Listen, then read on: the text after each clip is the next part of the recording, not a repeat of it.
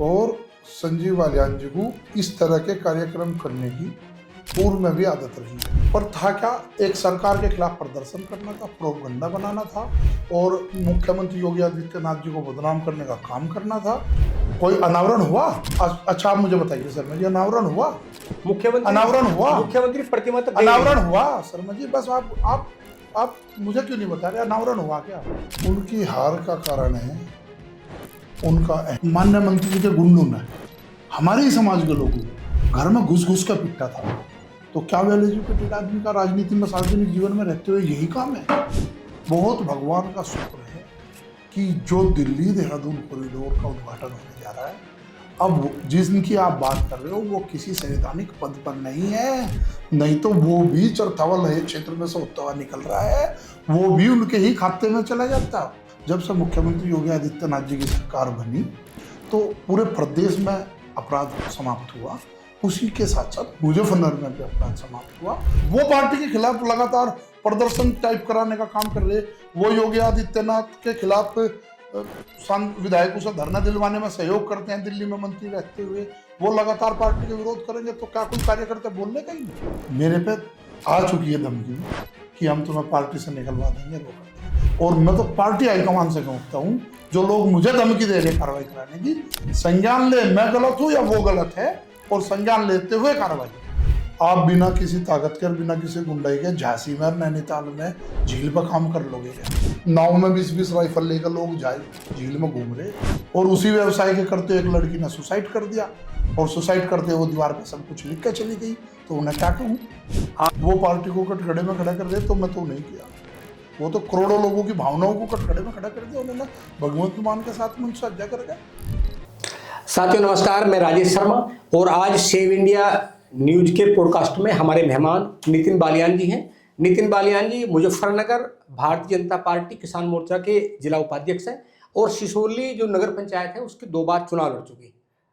आपका बहुत बहुत स्वागत है नितिन जी। जी शर्मा जी, आपका भी बहुत बहुत धन्यवाद। आपने अपने संस्थान में मुझे आमंत्रित करा और एक इंटरव्यू के रूप में मुझे बुलाया कि भाई, लगातार पूरी सोशल मीडिया पे आप पिछले 72 घंटे से बहुत आप फेमस है, लगातार आपकी चर्चाएं चल रही हैं। हम, मुझे तो जानकारी नहीं, पर यह है कि फोन वोन आ रहे बहुत, तो इस तरह की चर्चा तो है। कुछ सवाल है, मैं आपसे सवाल पूछूंगा जी। सकोती में अभी 29 मार्च को महाराजा मतलब वीर शिरोमणि महाराजा सूरजमल जी की प्रतिमा का अनावरण था जी। और अनावरण में यहाँ चूंकि पूर्व केंद्रीय मंत्री संजीव बालियान जी का बहुत प्रमुखता से उसमें योगदान था, उनकी मुख्य भूमिका थी। प्रोग्राम हालांकि अंतर्राष्ट्रीय जाट पार्लियामेंट का था। जी। तो क्या ये शक्ति प्रदर्शन था या विरोध प्रदर्शन था या रियल में प्रतिमा का अनावरण था?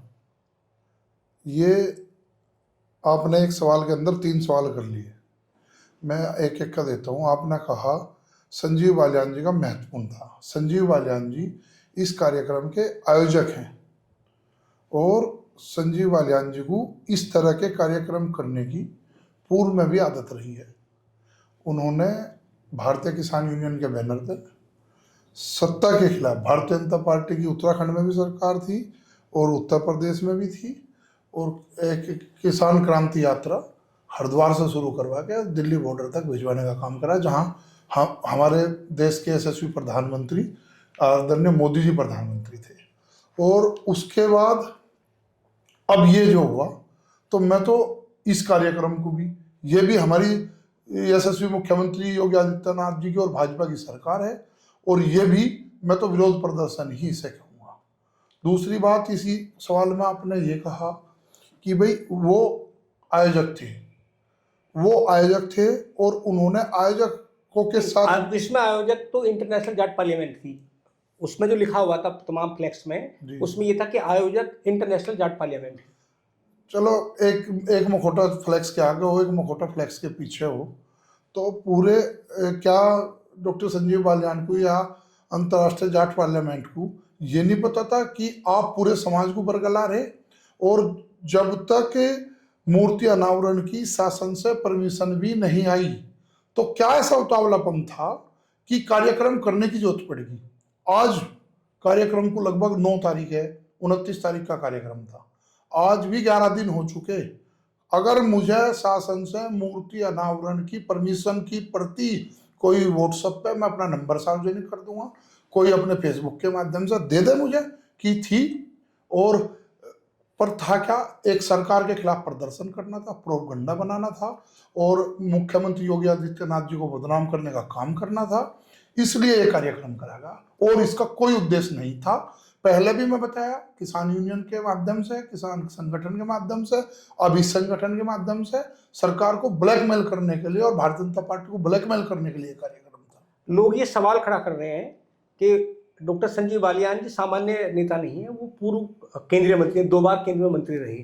वो मंच पर बैठे हुए थे, पंजाब के मुख्यमंत्री भगवंत सिंह मान जी चीफ गेस्ट थे, और वो ऐलान के साथ में कहते हैं कि डॉक्टर संजीव बालियान जी अपने कान पर रुई लगा लो, अब मैं मोदी जी पा रहा हूँ। इसके बाद वहां बड़े नेता राजस्थान के हनुमान बेनीवाल जी हैं, वो सांसद भी हैं, अपनी पार्टी के राष्ट्रीय अध्यक्ष हैं। उन्होंने कहा कि एक शब्द को लेके कि या तो बालियान जी निपटा ले, नहीं तो हम मुख्यमंत्री को हटवा देंगे योगी आदित्यनाथ को। तो सवाल इस बात का है कि वो ये प्रोग्राम सामाजिक था, लेकिन देश के प्रधानमंत्री पे लगातार पंजाब के मुख्यमंत्री बोलते रहे। तो लोग कहते हैं कि आखिर क्या वजह थी कि केंद्रीय मंत्री, पूर्व केंद्रीय मंत्री जी एक बार बोल नहीं पाए, रोक नहीं पाए। छोटा जवाब दे दूं, वैसे तो थोड़ा सा जवाब तो मैं पहले वाले में भी इसका दे दिया, पर छोटा जवाब ये है, हनुमान बेनीवाल आम आदमी पार्टी से डॉक्टर संजीव बालियान के लिए हो सकता है लाइजनिंग कर रहा हो राज्यसभा पंजाब जाने के लिए, इसलिए वो बोल नहीं पाए। मतलब आपका कहना है कि क्या डॉक्टर संजीव बालियान आम आदमी पार्टी से राज्यसभा की कुछ सोच रहे हैं जाने की? नहीं, आप मुझे बताओ, जब किसी मूर्ति अनावरण की शासन से परमिशन नहीं है, कोई अनावरण हुआ? अच्छा आप मुझे बताइए शर्मा जी, अनावरण हुआ? मुख्यमंत्री अनावरण हुआ? मुख्यमंत्री प्रतिमा तक अनावरण हुआ शर्मा जी? बस आप मुझे क्यों नहीं बता रहे अनावरण हुआ क्या? नहीं, मेरा सवाल ये है कि हमने, मैं आपसे पूछ रहा अनावरण हुआ क्या? चीफ गेस्ट गए नहीं प्रतिमा तक, अनावरण हुआ क्या? जब चीफ गेस्ट गए नहीं तो कैसे माना जाएगा? परमिशन है? परमिशन मेरे पास नहीं, मुझे जानकारी नहीं है कि परमिशन। ठीक है, जिस पे हो वो दिखा दो। मैं दावे के साथ कह रहा, शासन से कोई परमिशन अभी नहीं है। 2024 में जब मेंबर ऑफ पार्लियामेंट का चुनाव होता है तो वो कौन सी वजह थी? डॉक्टर साहब 2 बार भारत सरकार में मंत्री रहे, वो बहुत ओजस्वी हैं, बहुत यशस्वी हैं, उनकी यश कीर्ति पूरी मुजफ्फरनगर में नहीं बल्कि वेस्ट यूपी में उनकी पूरी, वो बड़े नेता भी रहे। वो क्या वजह रही कि 2024 में उन्हें हार का सामना करना पड़ा? उनकी हार का कारण है उनका अहंकार। और आपने हाल फिलहाल में एक वीडियो देखी होगी, डरता नहीं मैं, समझ गया, बहम काट दिए। इसी तरह का रूढ़ रवैया कार्यकर्ताओं के साथ और जिले के नेताओं के साथ, इसी रूढ़ रवैया के साथ बातचीत करना, यही मैं तो मान रहा उनकी हार का कारण बना। तो वो तो मानते हैं शायद, हालांकि वो बताया नहीं, नाम नहीं खुला, लेकिन वो कहते हैं कि अपमान सरदने में हुआ। सरदने के कोई नेता हैं? अपमान की स्थिति यह है, आप इज्जत करो और सम्मान मुफ्त में मिलेगा, ये सीधी एक आम जनता में कहावत है। ठीक है, वो ये बता दें कि वो अपने सीनियर नेताओं की, हमारे यहाँ बहुत सारे लोग हैं ऐसे, सांसद सतपाल जी हैं, भारतीय जनता पार्टी में हमारे ही समाज के बहुत युवा नेता हैं, मोहित बेनीवाल जी हैं, वो उनका सार्वजनिक रूप से उपवास करते हैं या टिप्पणी करते हैं, तो उन्हें सम्मान वो क्यों देंगे? इसी तरह कोई सरदन में भी कोई इस तरह का नेता रहा होगा। आप तो सार्वजनिक रूप से उपहास करोगे, टिप्पणी करोगे, मजाक लोगे। और उन मोहित बेनीवाल है, IITN है, सतपाल सिंह है, कमिश्नर रहे, एजुकेटेड आदमी है, चांसलर रहे, गोकुल है, होंगे भी शायद, अभी मुझे सही जानकारी नहीं। कुलाधिपति हाँ, कुलाधिपति हैं वहाँ के गुरुकुल कांगड़ी यूनिवर्सिटी के। तो इतने बुद्धिजीवी लोगों के बारे में अगर आप सार्वजनिक रूप से उपहास करोगे, मजाक लोगे और आप अपेक्षा करोगे कि भाई मेरा सम्मान हो, तो ऐसा कौन करेगा? सोशल मीडिया पे मैंने आपका एक बयान देखा, आपने कहा कि डॉक्टर संजीव बालियान को, जो आपने कहा कि 25 बीघे जमीन थी, और आपने वो, मैं लगातार मैं दिखा भी दूंगा आपको, आपने कहा कि 10,000 करोड़ के मालिक कैसे हो गई? तो आपने कैसे इतना बड़ा आरोप लगा दिया? आपके पास क्या प्रमाण है? देखो, प्रमाण की स्थिति तो यह है, जब संजीव बालियान जी मेंबर ऑफ पार्लियामेंट बने और मंत्री बने, उस समय वो जाट कॉलोनी मुजफ्फरनगर में किराए के मकान में रहते थे और 2019 तक भी किराए के मकान में रहे। आज उनके पास 10 करोड़ का तो मकान है और वेलफेयर नाम की कोई गाड़ी होती होगी, मैं तो कभी बैठा नहीं, उसकी भी कीमत 2-2.5 करोड़ रुपए बता रहे, उस गाड़ी से वो चलते हैं। तो यह तो सरकार को भी और संगठनों को भी एक कमेटी बना लेनी चाहिए और जांच कर लेनी चाहिए कि मेरा आरोप गलत है नहीं है, और ये बात पब्लिक डोमेन में है नहीं है कि इन पर कितनी संपत्ति है। नहीं, कोई प्रमाण है आपके पास ऐसा? आपने बड़ी बात कह दी, बहुत बड़ी बात कह दी। अरे भाई साहब, जो आदमी किराए के मकान में रह रहा और वो आज 10 करोड़ के मकान में रह रहा, इससे बड़ी प्रमाण की क्या जरूरत है? लगातार जो आपका सोशल मीडिया में चल रहा है, बहुत सारे लोग आपकी वीडियो देख रहे हैं और वीडियो देख रहे हैं, तो इसीलिए मुझे भी उत्सुकता लगी कि मैं आपसे बात करूं कि आपने इतना बड़ा आरोप लगाया कि आपके पास क्या प्रमाण है। डॉक्टर साहब, माना जाता है उनकी छवि बहुत शानदार है, आपको डर नहीं लगता इसी बात को कहते हुए? डर का लिए क्या कहूं, डर तो नहीं लगता, पर यह है कि हम पार्टी के अनुशासित सिपाही हैं और पार्टी के खिलाफ, हमारे नेता आदरणीय नरेंद्र मोदी के खिलाफ और योगी आदित्यनाथ जी के खिलाफ जो भी कोई बोल लगा, हम उसका मुखर विरोध करेंगे, चाहे वो कितना भी बाहुबली हो, शक्तिशाली हो, बड़ा हो, हम उसका मुखर विरोध करेंगे, इसलिए डरने का कोई मतलब नहीं। अगर उस दिन मंच पर आप होते जब भगवत सिंह मान ने टिप्पणी की, तो आप क्या करते? मैं पहले इंटरव्यू में इसका जवाब दूसरे चैनल को दे चुका, बार बार एक बात को रिपीट करने का कोई फायदा नहीं। नहीं, मैं जानना चाह रहा हूं। मैं कह चुका उस बारे में, मैं विरोध करता। बस एक सवाल ये है कि डॉक्टर संजीव बालियान जी चूंकि 10 साल से लगातार स्थापित नेता हैं, और ये सवाल ये है कि मुजफ्फरनगर की राजनीति में डॉक्टर संजीव बालियान जी के विरोधी कौन हैं, किस किस को उन्होंने भाजपा में आगे बढ़ाया? खासकर मैं जाट समाज की बात कर रहा हूँ जी। जाट समाज में ऐसे कितने नेता हैं वो 10 साल बड़ी ताकत रहे, पश्चिम उत्तर प्रदेश की नहीं बल्कि एनसीआर की बड़ी ताकत रहे, भारत सरकार में मंत्री रहे, तो ऐसे जाट नेताओं के नाम बताओ जिनको उन्होंने आगे बढ़ाया। जी शर्मा जी, आप मुजफ्फरनगर लोकसभा के रहने वाले हो ना? हाँ, लोकसभा के रहने वाले। लोकसभा में आपका गांव लोकसभा मुजफ्फरनगर में ही है। हाँ, मान लो, वैसे तो हालांकि यहाँ मोदी में रहते हैं। हाँ, संजीव बालियान 2014 में इस पार्टी में संजीव बालियान का उदय हुआ, उसके बाद से आप किसी एक जाट नेता को जानते हो तो मुझे बता दो, नाम बता दो कि ये एक जाट नेता है, ये स्थापित नेता है लोकसभा में। वो तो आदरणीय मेरे बड़े भाई साहब, वो तो फतेहपुर सीकरी से ले गए और मुरादाबाद तक के जाटों का ध्यान रखते हैं, इनका इलाज कैसा होगा, तो स्वयंभू नेता जाटों का बनकर रहना है, यहाँ से लेकर वहाँ तक की चिंता करते हैं। और मैं आपको बहुत छोटा सा एक उदाहरण दे रहा, लोकल की राजनीति का, अपने जिले से बाहर का। बावली का एक बहुत अच्छा कार्यकर्ता है अनिल तोमर, उसका नाम जिला अध्यक्ष में पार्टी में आम चर्चा में लगभग तय था। इन्होंने अपनी ताकत और रनक दिखाते हुए वहाँ एक शर्मा जी को बना दिया, वो भी कार्यकर्ता है, अच्छे कार्यकर्ता है, पर आपने बिरादरी की बात करी तो मैं इसलिए कह रहा कि बिरादरी का नुकसान हुआ।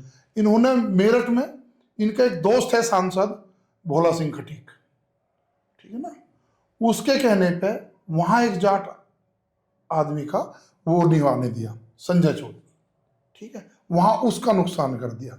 उसी के साथ साथ मेरठ में चौधरी अजीत और चौधरी हरीश, ये मैं आपको अपने जनपद के आसपास के लोकल उदाहरण बता रहा हूं, ठीक है। तो इसी तरह एक शामली में हरबीर मलिक जी बहुत धांसू एक तरीके से दावेदार जिला अध्यक्ष पद के लिए थे, तो उनकी भी बहुत चिंता करी और वहां एक कश्यप समाज का बन गया। मुझे किसी समाज से ऐतराज नहीं है, पर मैंने कहा ना, फतेहपुर सीकरी से लेकर मुरादाबाद तक के जाटों का ध्यान रखते हैं। तो और अगर मैं कोई बात गलत कह रहा हूं तो आप कोई जाट चेहरा बड़ा हो तो बताओ। आपकी जो आप सोशल मीडिया पे लगातार बोल रहे हैं, आपको बहुत सारे लोग ट्रोल कर रहे हैं जी, तो डर लग रहा है उनसे कुछ? डर वाला क्वेश्चन आपने पहला पूछा था, और जो लोग ट्रोल कर रहे, कोई प्रमुख आदमी और प्रमुख चेहरा मुझे ट्रोल नहीं कर रहा। सुन बहुत लोग रहे होंगे मेरी बात को, किसी के यहाँ व्यक्तिगत रूप से काम करने वाला कर्मचारी, खाना बनाने वाला कुक, ड्राइंग रूम में पानी पियाने वाला, इस तरह के कोई लोग ट्रोल कर रहे होंगे, तो उन पे मैं कोई जवाब नहीं देना चाह रहा। और मैं फिर कह रहा, उन लोगों से जो ट्रोल कर रहे, या तो वो सामने आवे या फिर मुझे वो मजबूर ना करे। अगर मैं दोबारा से फिर फेसबुक लाइव आया तो मेरे पे बहुत बड़ी बड़ी चीजें हैं, हालत खराब हो जाएगी।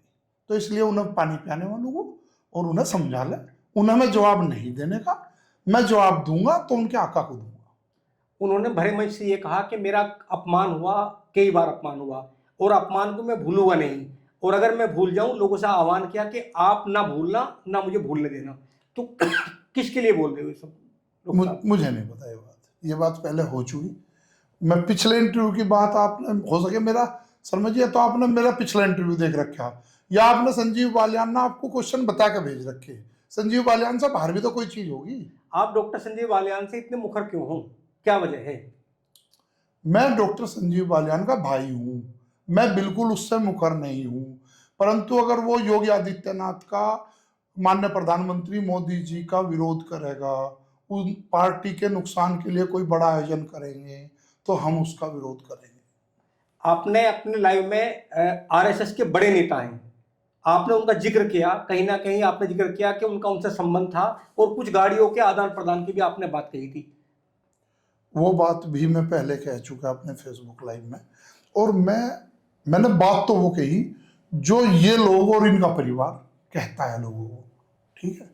और मैंने उनसे निवेदन किया कि इस पश्चिम उत्तर प्रदेश के और जिले के कार्यकर्ताओं को, वो हमारे बहुत बड़े अधिकारी हैं और उसके नीचे के स्तर का कोई अधिकारी कुछ कर नहीं पा रहा था, इसलिए मैं उनसे हाथ जोड़ के, आप देखना मेरी वीडियो, मैं माननीय अमित शाह जी से और माननीय जिन अधिकारी का आप बता, आलोक जी के बारे में कहा, हाँ, माननीय आलोक जी के बारे में मैंने हाथ जोड़ के निवेदन किया और मैंने कार्यकर्ताओं की पीड़ा सामने रखी। जनपद मुजफ्फरनगर की अगर बात करें तो भारतीय जनता पार्टी का सबसे बड़ा नेता और वेल एजुकेटेड आदमी, पूर्व सांसद, केंद्रीय मंत्री जी, वो पीएचडी भी हैं, डॉक्टर साहब डिग्री इसलिए उन्हें मिली हुई है, आप उनका इतनी मुखरता के साथ में क्यों विरोध करते हो, क्या वजह है?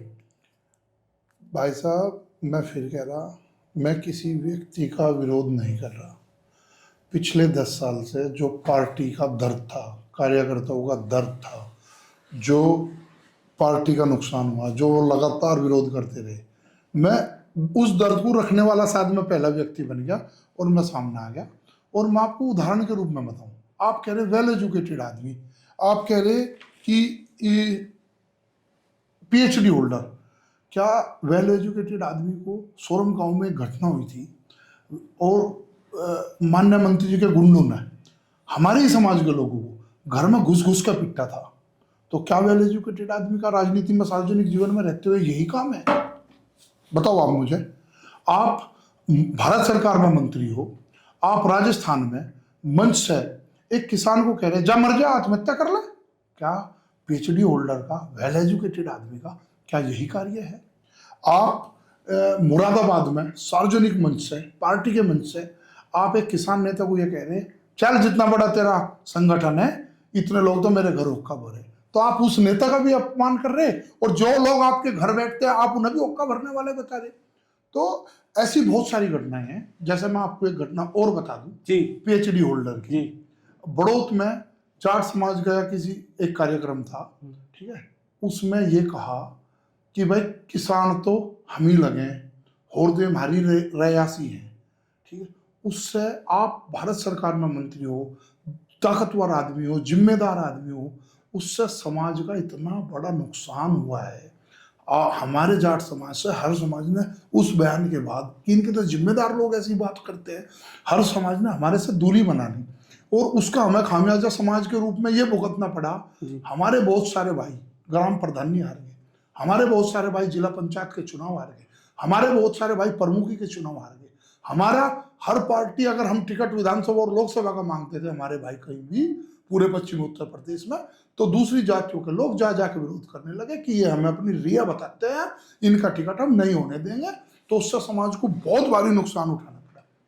क्या वेल एजुकेटेड आदमी का, मैं पहले भी जिक्र करा अपने इस इंटरव्यू में, सांसद सतपाल सिंह के बारे में ये कहना चाहिए, कमिश्नर के बारे में कि ये सिपाही घूम रहा, वो सिपाही कह के संबोधित करते हैं। क्या वेल एजुकेटेड आदमी को, चौधरी अजीत सिंह जिंदा थे, आज तो वे इस दुनिया में नहीं है, और वो सिसोली के किसान भवन में भारतीय किसान यूनियन के मंच पे है, अजीत सिंह की मौजूदगी में डॉक्टर संजीव बालियान, चौधरी अजीत सिंह का नाम नहीं ले रहे, जो देश के किसानों के सबसे बड़े नेता थे, वो ये वेल एजुकेटेड आदमी का और पीएचडी होल्डर का काम है।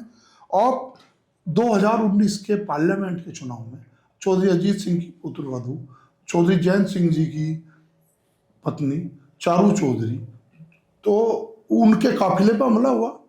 एक घटना नहीं है, अपने ही गांव के पार्टी ने टिकट डिक्लेयर कर दिया प्रदीप कश्यप या उसके किसी परिवार से, वो वर्तमान का उस समय का जिला पंचायत सदस्य था।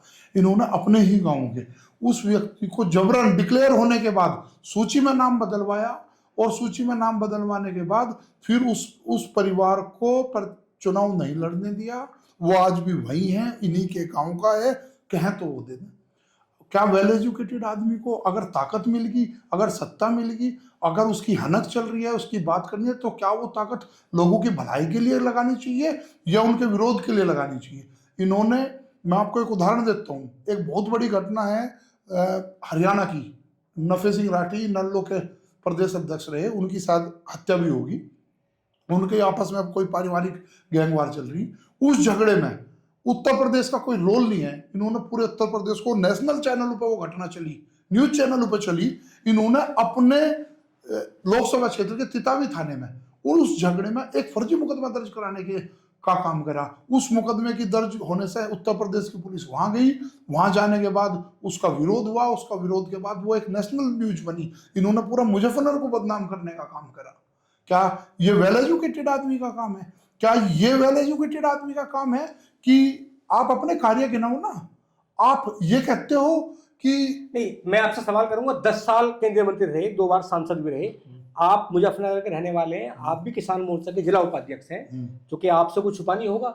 मुझे क्योंकि बहुत लोग कहते हैं कि डॉक्टर साहब ने बहुत काम किए 10 साल में, और 10 साल में जितना काम पश्चिम उत्तर प्रदेश में उनकी लोकसभा में हुआ है, इतना कहीं नहीं हुआ, ऐसा लोग कहते हैं। हाँ, वो भी कहते हैं बार बार, और हमें लगता है कि बड़ा पद था उनके पास में, तो बड़ा काम किया होगा, आपको तो पता होगा कितने काम किए, तो उनके काम की तो सराहना करनी चाहिए। नहीं, हाँ उन्होंने काम किए, काम गिनवाओ उनके।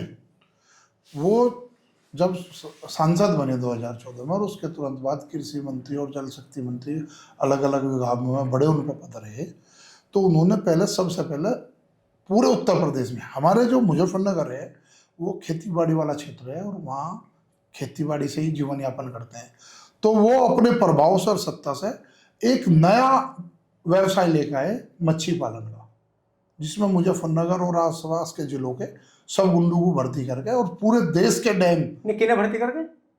आपने कहा भर्ती करके, किन्हें भर्ती किया? आपने शब्द लिया कोई ऐसा? हाँ, कुछ गुंडों को भर्ती करके। हाँ, रोजगार दिया ना उन गुंडों को, और पूरे देश के डैम कब्जा लिए मच्छी पालन में। वो तो फिर उस बीच में क्या है, एक महिमा हत्याकांड हुआ, एक घटना हुई, तो मतलब हत्याकांड नहीं हुआ, उस लड़की ने सुसाइड कर लिया, वो दीवार पे अपना चिट्ठी विट्ठी लिख कर छोड़ के गई, वो किसके नाम है वो अलग विषय है। उस घटना के बाद थोड़ा सा चेंज हुआ। फिर जिनका आप जिक्र कर रहे हैं, उन्होंने फिर जनपद मुजफ्फरनगर को एक नई सौगात दी, इस मच्छी पालन का तो एक अच्छा रोजगार दिया ही। इसके बाद फिर उन्होंने मुजफ्फरनगर जनपद को एक बहुत अच्छी सौगात दी, खाद बनाने की फैक्ट्री। जांच तो सरकार कराए कि नकली है असली है। हमारे लोकल के जो सांसद है वो उसे पार्लियामेंट में भी 2-3 बार उठा के, पब्लिक को सब पता है। और अब तो ये पता लग रहा मुझे कि खाद बनाने की फैक्ट्री राजस्थान के नागौर में भी है, खाद बनाने की फैक्ट्री पंजाब में भी है, और उत्तर प्रदेश की तो कई जगहों का पता ही है। तो वो हमारे जिले में भी 2014 के बाद कई फैक्ट्रियां डेवलप हुई और वो चल रही है आज भी। तो वो भी किसानों के लिए एक बहुत अच्छी सौगात दी, और उसमें भी, उन फैक्ट्रियों में भी काफी बेरोजगार बच्चों को, ठीक है ना, रोजगार मिलने का काम हुआ। और एक बात अक्सर जिनका आप जिक्र कर रहे हैं, वो अक्सर कहते हैं कि जब 2014 से पहले मैं सांसद नहीं था या मैं मंत्री नहीं था, तो क्या मुजफ्फरनगर जिला नहीं था? और वो पूरे देश में अपने भाषण में जनपद मुजफ्फरनगर को, जहां एशिया की, उनके बचपन के समय से एशिया की सबसे बड़ी गुड़ मंडी थी, व्यवसाय का मुख्य केंद्र था, वो उसे सार्वजनिक मंचों से नेशनल मीडिया के सामने बदनाम करते हैं, ये कह के कि जब दिल्ली से देहरादून के लिए आदमी चलता था तो मुजफ्फरनगर की सीमा में घुसने से लेकर और निकलने तक गाड़ी के शीशे नहीं उतारता था, टॉयलेट पेशाब के लिए बाहर नहीं निकलता था और रास्ते में रुकता नहीं था, फोन अपने परिवार से मिला के रखता था। इतना डर का माहौल था, इतना वो था, इतना खराब जिला था हमारा। जबकि मैं उन लोगों को, बयान देने वालों को ये बता देना चाहता हूँ कि जब लोग दिल्ली और देहरादून से चलते थे तो वो ये तय करते थे कि हमारे सफर का जो मध्य स्थान है वो जनपद मुजफ्फरनगर है। और आपको मैं बताऊं, जनपद मुजफ्फरनगर सकौती से ले गए और पुरकाजी छपार तक जो भोजन करने का प्रमुख केंद्र थे, आराम करने के प्रमुख केंद्र थे, शौचालय के प्रमुख केंद्र थे, आज से 30 साल 40 साल पहले भी यही थे। और एक सेंटर तो खतुल्ली में चीतल कराने के नाम से फाटक के पास इतना वर्ल्ड वाइड फेमस था, वहां पूरी दुनिया के लोग रुकते थे, घूमते थे, आराम करते थे, अपने परिवार के साथ समय बिताते थे, रात को भी दिन में भी। तो और आप बदनाम करने का काम कर रहे हैं। आप अपनी ख्याति बड़ी करने के लिए ये कहते हो ये चोरों का जिला था, ये डाकुओं का जिला था। आपने कभी चीतल ग्रांड जैसी फेमस चीज का नाम लिया जिसे देश दुनिया में लोग 50 साल से जानते हैं? तो ये सौगात दी। और कोई आप मुझे बताओ, हाईवे कोई और बता रहा? डेवलपमेंट की बात करते हैं कि उन्होंने यहाँ हाईवे निकलवाए, गांव को गांव से जोड़ा, ये सब बात बार बार रिपीट करने का कोई फायदा नहीं। मैं पिछले इंटरव्यू में सब बातें कह चुका। अगर 2024 के बाद साथ 26 चल रहा है और क्या आप डेवलपमेंट रुक गया? क्या आप देश में हाईवे नहीं बन रहे?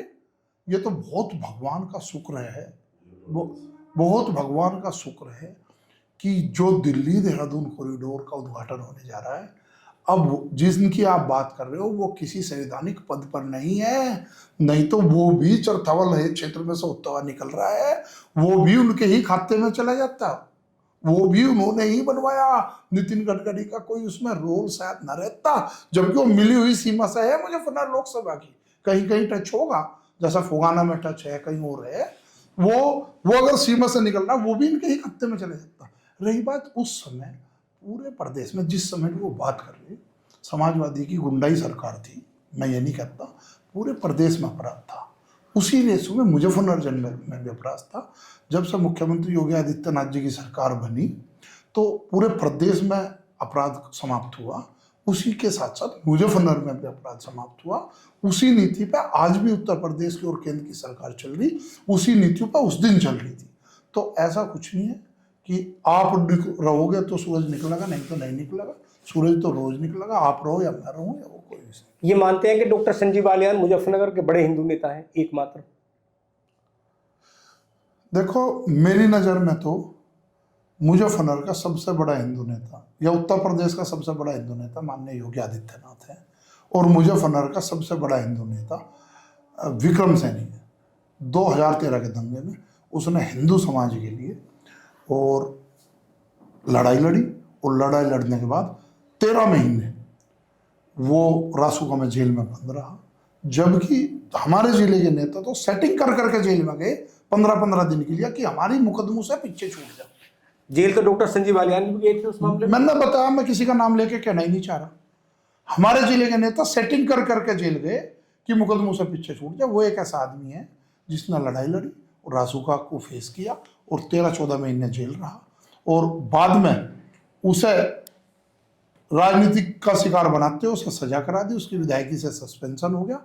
और जब वो उसकी पत्नी को पार्टी ने उपचुनाव दे दिया तो लोगों ने साजिश करके उन्हें कह के कि तुम सजा याफ्ता हो और विपक्ष को मौका मिल जाएगा, उन्हें क्षेत्र में नहीं जाने दिया और उनकी पत्नी को चुनाव हरवा दिया। जबकि वो इतना लोकप्रिय व्यक्ति है, अगर उसे आप उत्तर प्रदेश की किसी भी विधानसभा से चुनाव लड़ा तो वो वहीं से जीत जाएगा। विक्रम सैनी पूर्व विधायक खतौली। तो उनके हार की वजह क्या थी? वहां तो मदन भैया जीते। मैं बता चुका सब बात, मैं बता दी, हार की वजह बता चुका, बार बार पूछने का कोई नहीं। इसके पीछे कौन है? क्या आप मेरे से बालियान जी का नाम है इसमें? मैं क्यों किसी का नाम लूं? मैं बता चुका। डॉक्टर संजीव बालियान जी से क्या आपकी कोई किस तरह की कोई विरोधाभास है क्या? नहीं, बिल्कुल नहीं। आप बहुत मुखर होकर बोलते हो। नहीं, वो पार्टी के खिलाफ लगातार प्रदर्शन टाइप कराने का काम कर रहे, वो योगी आदित्यनाथ के खिलाफ विधायकों से धरना दिलवाने में सहयोग करते हैं दिल्ली में मंत्री रहते हुए, वो लगातार पार्टी के विरोध करेंगे तो क्या कोई कार्यकर्ता बोलने का ही नहीं? आपको लगता नहीं कि आप जिस तरह विरोध कर रहे हैं वो आपके खिलाफ कार्रवाई करा देंगे?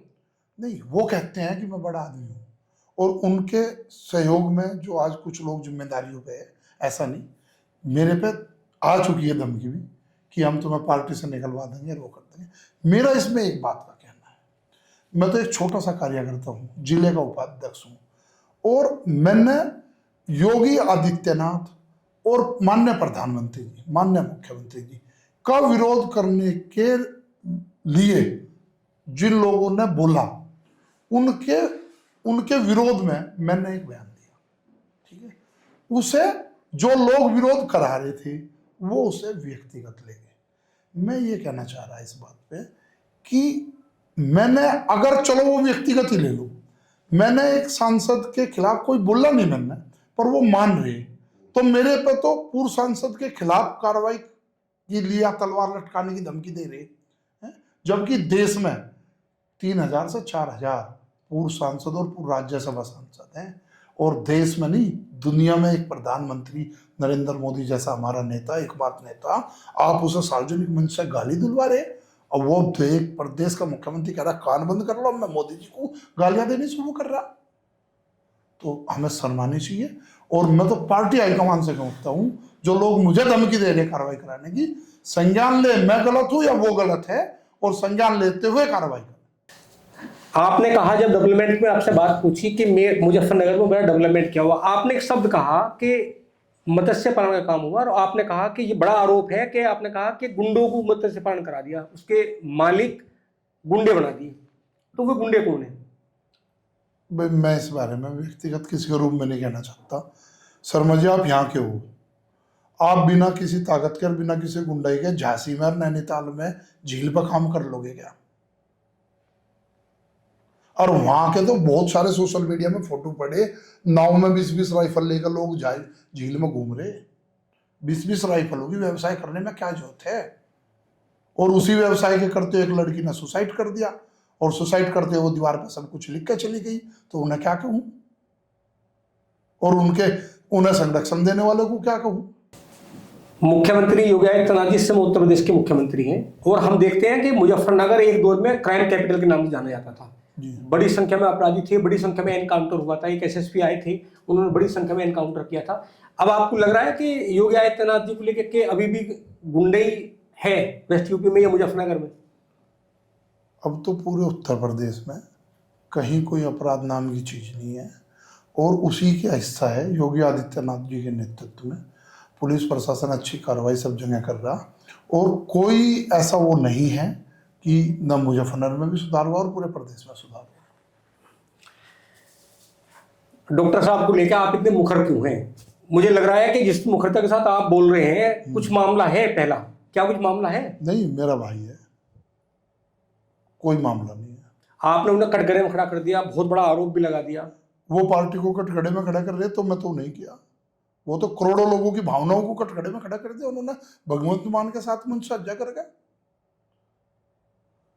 मैं तो नहीं कर रहा हूं, और अगर मैं कोई बात गलत बोल रहा, वो आके सिद्ध कर दे कि ये बात गलत बोल रहा। तो साथियों, हम लोग बात कर रहे थे नितिन बालियान जी से। नितिन बालियान जी सिहुरली गांव के रहने वाले हैं, सामाजिक कार्यकर्ता हैं, भाजपा किसान मोर्चा के उपाध्यक्ष हैं, और बहुत मुखरता के साथ अपनी बात रखते हैं, जो सच्ची बात होती है बोलते हैं। डॉक्टर संजीव बालियान जी 2 बार केंद्रीय मंत्री रहे, 2 बार से मुजफ्फरनगर में लोकसभा के सांसद रहे, और ऐतिहासिक मतों के साथ उनकी जीत भी हुई। लेकिन 29 मार्च को जब सकूती में कार्यक्रम होता है, और जब उनके मंच से पंजाब के वर्तमान मुख्यमंत्री, देश के प्रधानमंत्री मोदी जी टिप्पणी करते हैं, उसके बाद नितिन बालियान जी मुखर हो जाते हैं डॉक्टर संजीव बालियान जी के खिलाफ, और वो बोलते हैं कि जब मुख्यमंत्री बोल रहे थे तो उन्होंने माइक क्यों नहीं रोका, उन्हें बोलने से क्यों नहीं टोका। तो नितिन जी, आप आए 7 इंडिया न्यूज के मंच पर, आपका बहुत बहुत धन्यवाद। आपने बुलाया, मुझे अवसर दिया।